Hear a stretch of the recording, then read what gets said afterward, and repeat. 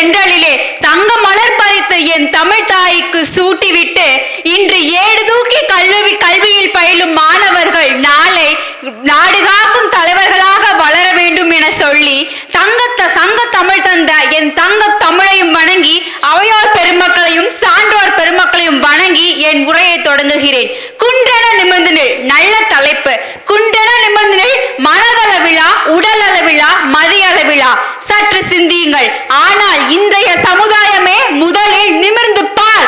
ஏனென்றால் எப்போது கைபேசி என்னும் சாப பெட்டி நம் கையில் வந்ததோ அப்போதே நம் அனைவரின் தலையும் குமியப்பட்டது என்பது நிதர்சனமான உண்மை. இதோ ஒரு உண்மை சம்பவம் உங்கள் செவிக்காக. ஆசிரியர் ஒருவர் வகுப்பறைக்குள் நுழைகிறார். மாணவர்களை பார்த்துவிட்டு மகிழ்ந்து போய் நிற்கிறார்.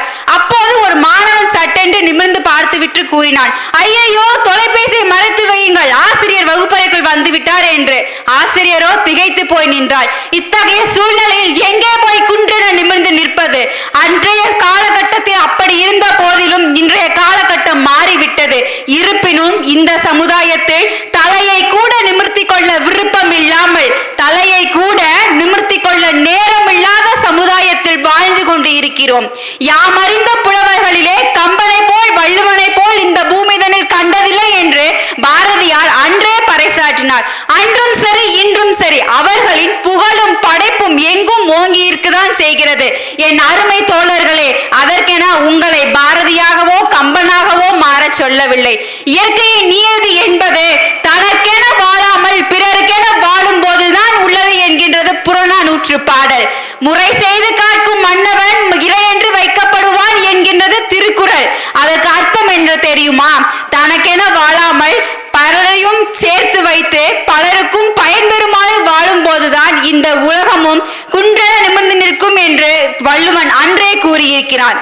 வெற்றி என்பது நிலையல்ல, வெற்றி என்பது நிலையல்ல, தோல்வி என்பதும் நிலையல்ல. அதாவது வெற்றி என்பதும் எளிதல்ல, தோல்வி என்பதும் நிலையல்ல. கடமைகள் உனக்குண்டு நம் பாரத தேசத்திலே. அதனை துணிந்து செய்து குன்றென நிமிர்ந்து நில். அதனை துணிந்து செய்து குன்றென நிமிர்ந்து நில். ஒரு மனிதனின் வாழ்க்கையில் எத்தகைய இக்கட்டான சூழ்நிலைகளையும் தோல்விகளையும் சந்தித்தாலும் அதனை அஞ்சாமல் மன உறுதியுடன் மலையை போல் நிமிர்ந்து நிற்க வேண்டும். அதாவது குன்றென நிமிர்ந்து நிற்க வேண்டும்.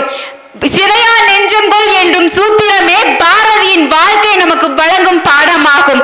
வறுமையும் வெறுமையும் விடாது துரத்திய போதும் அதற்கும் அஞ்சாமல் அக்னி குஞ்சாய் வீறு கொண்டு எழுந்தவன் என் மகாகவி பாரதியார். அப்துல் கலாமை அறியாதோர் இந்த அவையில் எவரும் இருக்க முடியாது. பலரையும் கனவு காண செய்தவர் அப்துல் கலாம். அவரின் ஒரு கனவாக இருந்தது ஃபைட்டர் பைலட், அதாவது போர் விமானியாக வேண்டும் என்பதுதான். ஆனால் அந்த கனவு நிறைவேறவில்லை. இருப்பினும் அணு ஆயுத சக்தியை நடத்தி இந்தியாவையும் வெற்றியடை செய்து பல உலக நாடுகளையே திரும்பி பார்க்க வைத்தவர் அப்துல் கலாம் தான். அத்தகைய செயல்களை செய்து பலரும் இருக்கிறார்கள். பலரையும் அடுக்கிக் கொண்டே செல்லலாம். தான் கற்கவில்லை என்றாலும் பலருக்கும் கல்வி கண் திறந்தவர் காமராஜர், அன்பே மொழி என்று வாழ்ந்தவர் அன்னை தெரசா. இது போன்ற பலரையும் அடுக்கிக் கொண்டே செல்லலாம். இறுதியாக ஒன்றை கூறி முடித்துக் கொள்கிறேன். என் இளைய சமுதாயமே, அடுத்தவர்களின் வாழ்க்கையை எடுத்துக்காட்டாக எடுத்து வாழ்ந்தது போதும். உன் வாழ்க்கையை எடுத்து